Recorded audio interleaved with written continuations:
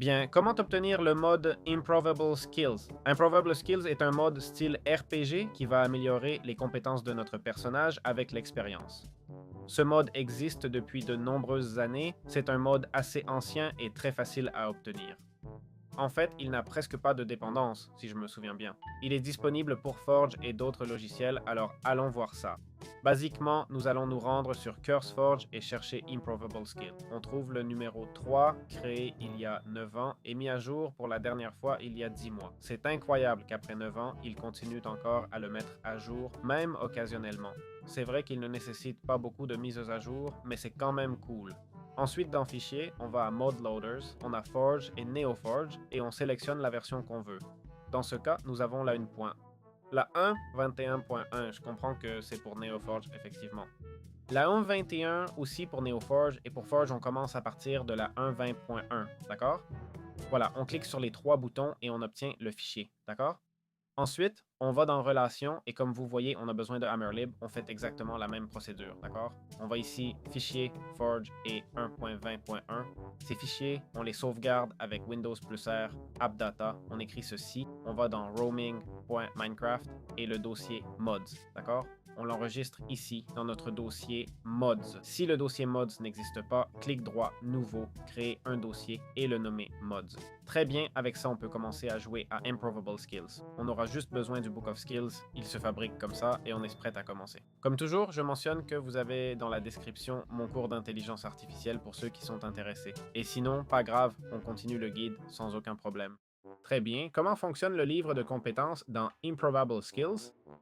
Eh bien, ce livre est au cœur d'Improbable Skills et nous permet de gérer toutes les améliorations, comme l'ouverture du livre, simplement en faisant un clic droit avec le livre en main. Dans ce cas, j'utilise les options paramètres vidéo avec QSKey réglé sur 4 pour que vous puissiez bien voir, mais normalement, on l'afficherait un peu plus petit. On voit ici le Discord avec 1230 et un membre, pas mal du tout. Nouveauté des dernières mises à jour, compétences et la banque d'expérience où on peut stocker ou récupérer de l'expérience. Par exemple, stockons tout et voilà, mon expérience disparaît. Maintenant, j'ai 0 d'expérience. Vous voyez? Ma barre d'expérience normale est vide et tout est stocké ici. Et cette expérience nous servira à améliorer nos compétences. Donc, nous allons augmenter nos compétences en dépensant l'expérience accumulée et le coût augmente à mesure qu'on progresse. Par exemple, une compétence de base peut nous coûter 4 points d'expérience. Regarde, c'est marqué moins 4 là. Le niveau 2 coûtera 9, le 3 coûtera 16, etc. Quand tu confirmes, le niveau monte et l'effet devient plus puissant. Et on peut aussi baisser les niveaux et récupérer de l'expérience. D'accord? On peut dégrader une compétence en diminuant ses niveaux. En baissant de niveau, on récupère une partie de l'expérience investie, mais pas 100%. Une partie est perdue, donc il ne convient pas de monter et descendre constamment. Il y a aussi beaucoup de compétences qu'on peut activer et désactiver, d'accord? Ici, on a la case à cocher, ce truc jaune. Ah, désolé, ce vert nous permet d'activer et désactiver les différentes capacités si on ne veut plus les avoir actives, car certaines peuvent être gênantes pour certaines zones ou moments du jeu. En fait, si on fait un clic droit sur la compétence, d'accord? Comme vous voyez, on la met en pause, d'accord?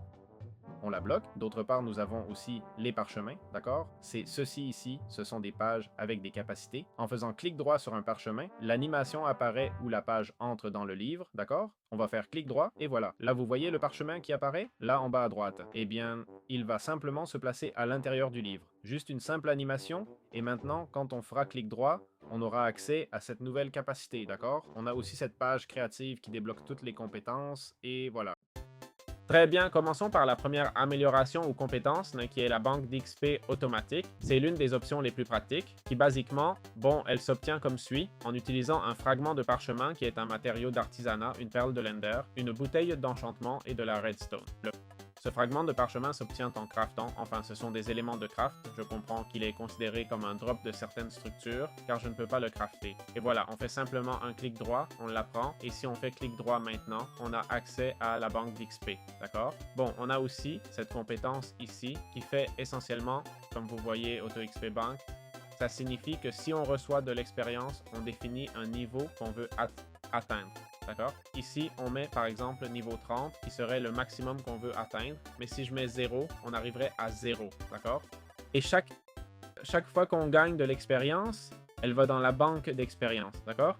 Vous voyez? Donc, si j'ouvre le livre et je vais à ma banque d'expérience, Ça indique 244. Pourquoi? Parce que ça va directement là-bas. Alors, comme je dis, vous pouvez mettre la limite que vous voulez, hein? Et si vous voulez la bloquer, faites un clic droit dessus et voilà, la compétence est bloquée sans aucun problème.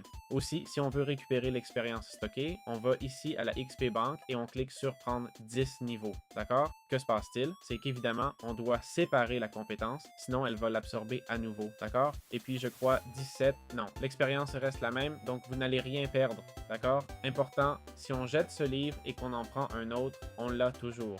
D'accord? C'est-à-dire, en fait, c'est comme lié à nous. D'accord? Maintenant, j'ouvre ce livre et j'ai encore l'expérience. Le seul inconvénient, c'est que vous devez prendre 10 niveaux par 10 et si vous en avez beaucoup, ça prend du temps. D'accord? Mais bon, il faudrait stocker beaucoup de niveaux et je ne sais pas vraiment pourquoi vous en voudriez autant. Comme vous le savez, dans Minecraft, plus vous montez de niveau, plus vous avez besoin d'expérience, ce qui le rend aussi moins rentable. Mais bon, chacun fait comme il veut. Très bien. Improved Skills propose plusieurs compétences centrées sur le mouvement et la survie. La première serait l'atterrissage doux, celle-ci ici, Soft Landing, qui réduit essentiellement les dégâts de chute, d'accord? Elle a jusqu'à 10 niveaux et une chute de 23-25 blocs normalement devrait nous tuer. Voyons combien de vie ça nous enlève maintenant. Seulement 3 points et demi, d'accord? En ayant cette compétence au niveau maximum. Et au niveau 10, on devrait pouvoir survivre à n'importe quelle hauteur, d'accord? Ça te laissera à un demi-cœur, mais tu ne mourras pas, d'accord?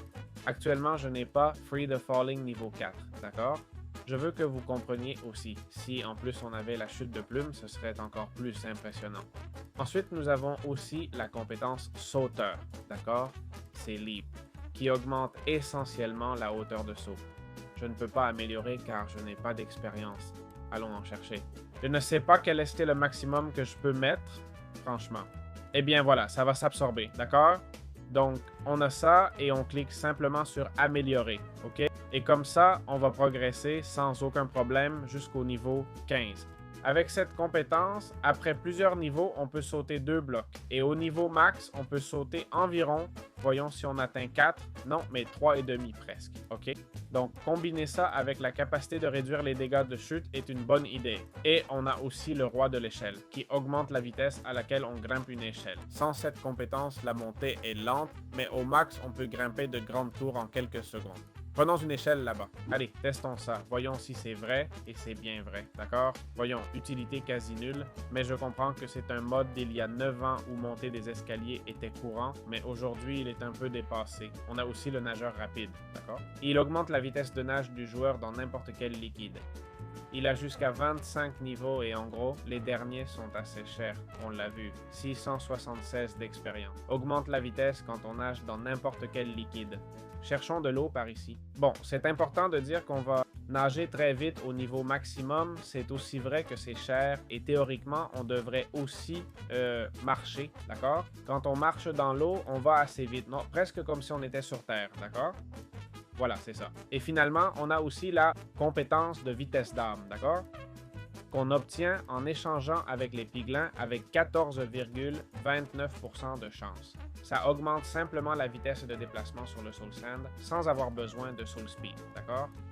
En contrepartie, nos bottes vont s'abîmer quand on marche sur le Soul Sand, d'accord? Peu importe le type de bottes qu'on utilise, ce sont les niveaux normaux de Soul Speed. Voilà, c'est tout. Très bien. Comment augmenter la vitesse de minage dans Minecraft avec Improvable Skills? La collecte efficace des ressources est l'un des points forts d'Improvable Skills. Le mode offre plusieurs compétences pour accélérer le minage et la récolte. D'accord? D'abord, il y a la coupe, qui augmente la vitesse d'abattage avec la hache. Elle a 25 niveaux et, avec une hache en bois au niveau max, on coupe plus vite qu'avec une hache diamant sans cette compétence. Prenons différents types de haches pour tester. Bois, pierre, fer et néthérite, d'accord? Tout ça sans aucun enchantement. Oups, pardon. Désactivons. Ah non, c'est vrai, je ne peux pas utiliser celle en bois car j'ai World Edit. Utilisons celle en pierre. Celle en pierre va assez vite. Essayons celle en fer. Oui, je peux dire qu'elle est bien plus rapide que celle en diamant. Voyons le diamant, voir s'il mine instantanément. Pas encore, pas encore. Et celle en éthérite, instantanée? Non, pas instantanée, hein. Elle ne mine pas instantanément. Et si j'ajoute efficacité 5, alors? Efficacité 5. Maintenant, oui, non. Maintenant, oui, comme si on avait hâte, pratiquement. Mon Dieu. C'est comme si on avait hâte, littéralement. Très puissant, hein? Très puissant, très puissant. Voilà, c'est ce qu'on a. Ensuite, on a la compétence d'excavation, d'accord? Une pelle plus rapide qui va jusqu'au niveau 25. Et au niveau maximum, la différence avec une pelle sans compétence est claire, d'accord? On a aussi le cas de l'exploitation minière qui augmente la vitesse de minage et on va l'essayer, bien sûr. Ici, on a une zone qui peut être minée, d'accord? On a la compétence au niveau maximum, pas mal. Pas mal, d'accord? Passons alors, l'or mine instantanément. On mine instantanément avec l'or, très bien. Avec le diamant, pas encore. Le diamant a du mal à miner instantanément, hein? Et néthérite. D'accord. Bon, si je mets efficacité 5, il n'y a plus rien à dire, votre honneur, non? Voilà, on mine instantanément. Sans avoir hâte 2, hein? Si en plus j'avais hâte 2, n'en parlons même pas. Regardez la vitesse de la Terre sans même utiliser la pelle pour voir l'amélioration. Voilà donc ses compétences, d'accord? Vraiment très cool, franchement. Très bien, comment accélérer les fours et les potions? Improve Skills n'améliore pas seulement le joueur, mais accélère aussi les blocs fonctionnels, comme par exemple le four accéléré. Donc pour cela, ce qu'on va faire, c'est obtenir, on a ici la compétence du four accéléré, qu'on a là, d'accord? Accelerated Furnace. Et pour une raison quelconque, c'est en premier, mais on ne me l'avait pas encore donné. Je comprends, pardon, que pour la débloquer, il faudra utiliser un four, et là on l'obtient, d'accord?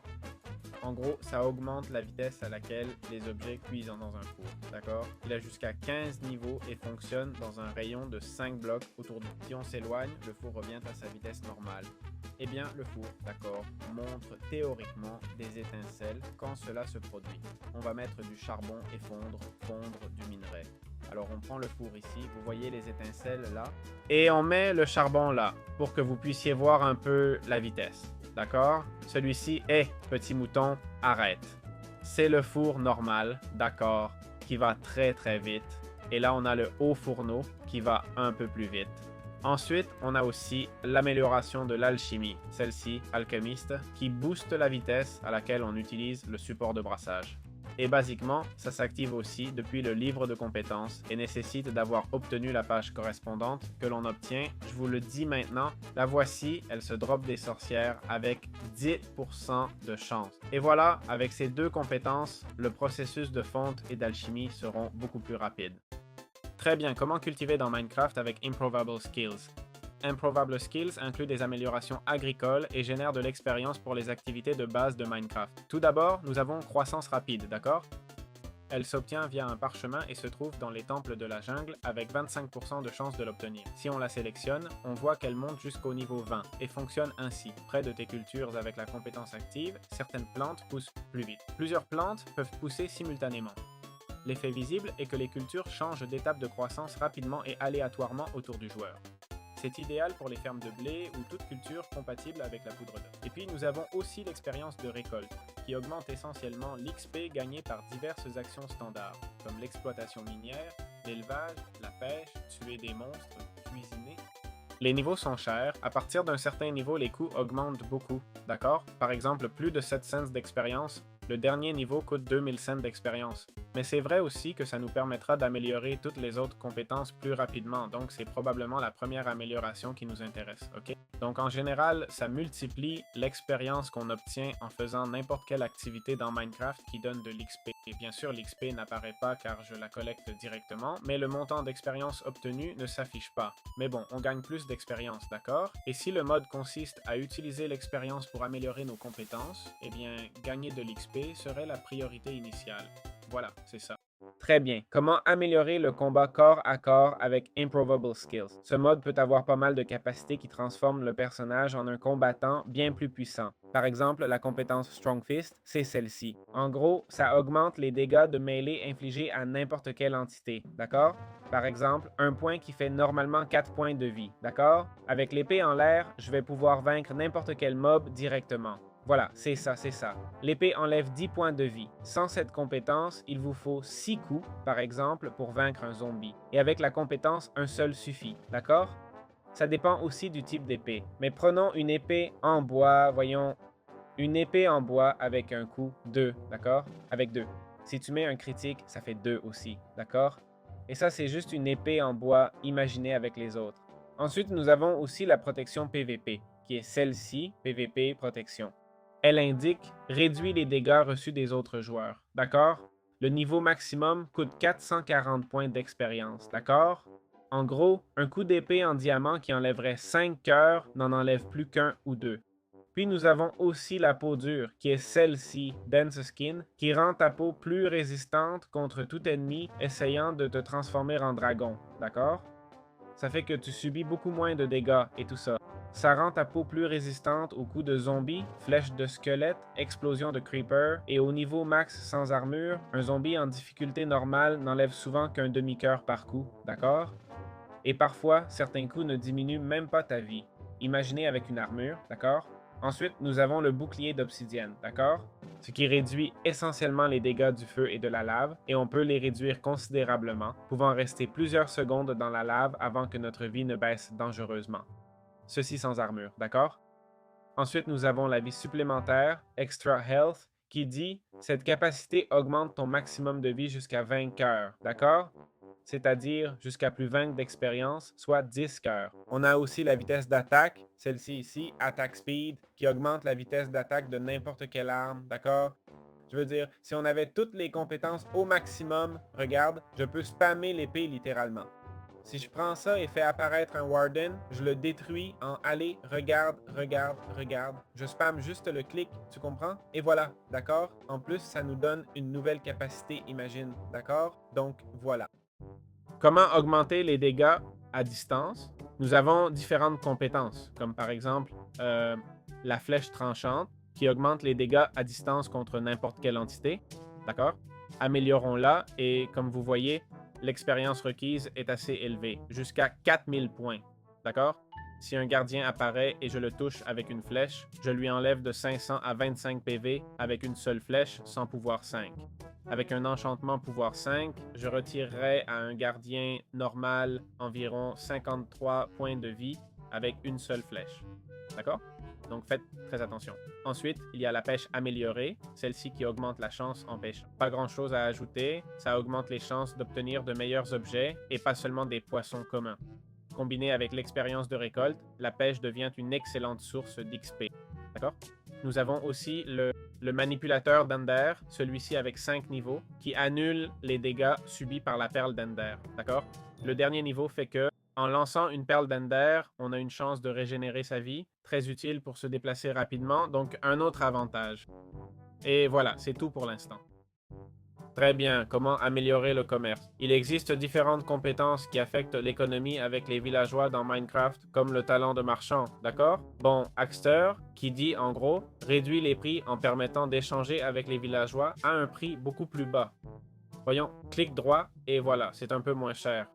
Ce n'est pas extraordinaire non plus. On passe de 20 à 15, mais bon, comme ça on peut échanger.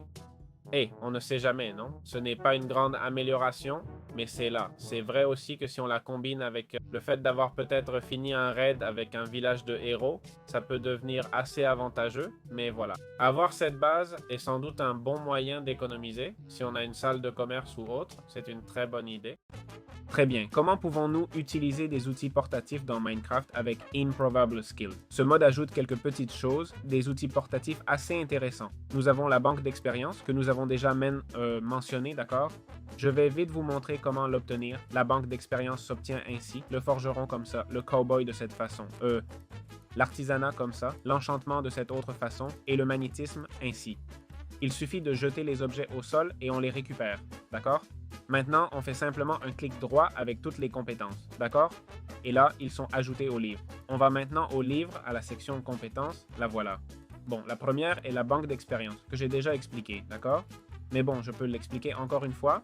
En gros, ça met l'expérience directement dans notre livre, donc on n'a pas besoin de le faire nous-mêmes.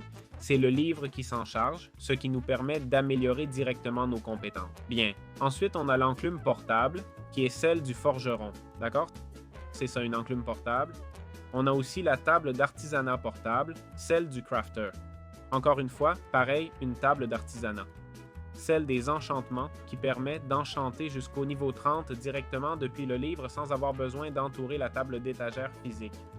Ensuite, on a aussi celle du cowboy. Ok, je comprends que je peux monter sur n'importe quoi et c'est tout, d'accord? Donc, des choses intéressantes. Skills, celle de l'enchanteur, d'accord? Celle-ci dit réduit les niveaux minimum requis pour réaliser des enchantements. L'effet s'applique tous les 4 niveaux de compétences. Exemple, d'accord? Par exemple, une table d'enchantement au max demande normalement niveau 30 pour l'enchantement supérieur, mais avec l'enchanteur maximal, cette même option peut baisser au niveau 25. D'autres coûts sont aussi réduits, par exemple de 3 à 2 niveaux, ou des valeurs moindres, d'accord? La réduction n'est pas énorme, mais combinée à la banque d'XP et d'autres compétences, tu optimises ton expérience, d'accord? Ce qui est toujours utile. On a aussi la compétence mains habiles qui augmente essentiellement la durabilité et l'efficacité des outils et armes, d'accord?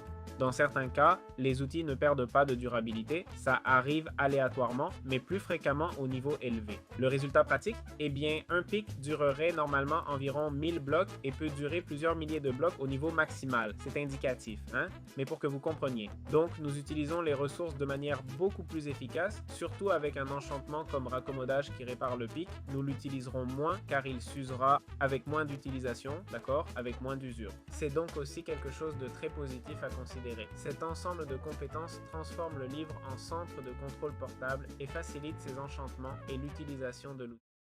Très bien. Et pour finir, parlons de l'utilisation du magnétisme et des trésors de sable dans Minecraft. En fait, je l'utilise en ce moment, c'est pourquoi je ne peux pas lâcher ces objets. Mais allons-y. Voyons ça mieux, d'accord? Et en fait, on a les compétences ici et on a le magnétisme, ok? Basiquement, le magnétisme est une capacité qui s'obtient comme ça. Voyons si je le trouve. On pose ces objets au sol et ce parchemin se fabrique automatiquement. Et basiquement, le magnétisme, qu'est-ce qu'il fait? Il ramasse les objets à plus grande distance. Là, on l'a à 4 blocs, mais on peut l'étendre jusqu'à 8. Qu'est-ce que ça veut dire? Que si je jette ça, vous voyez que ça m'attire. Peu importe à quel point je m'éloigne, je vais essayer de bouger plus vite, ok? Mais ça change rien. Peu importe comment je le lance, ça revient toujours vers moi. Je vais essayer de le jeter au sol pour voir s'il tombe. Non, c'est trop puissant. D'accord, ça veut dire qu'on va ramasser tous les objets, d'accord? On peut aussi désactiver cette capacité, d'accord? Clic droit et on la désactive, et comme ça, elle ne fonctionne plus. En gros, on a un effet aimant comme dans d'autres jeux où les pièces viennent vers le joueur. Et puis, on a aussi le trésor des sables, d'accord? C'est celui-ci, le trésor des sables, qui nous permet de trouver des trésors dans le sable. Non, il n'y en a plus. Ici, la seule chose indiquée, c'est qu'on peut trouver des trésors dans le sable, d'accord? Théoriquement, il y a le trésor enfoui. Voyons si on peut en localiser un. Le voilà.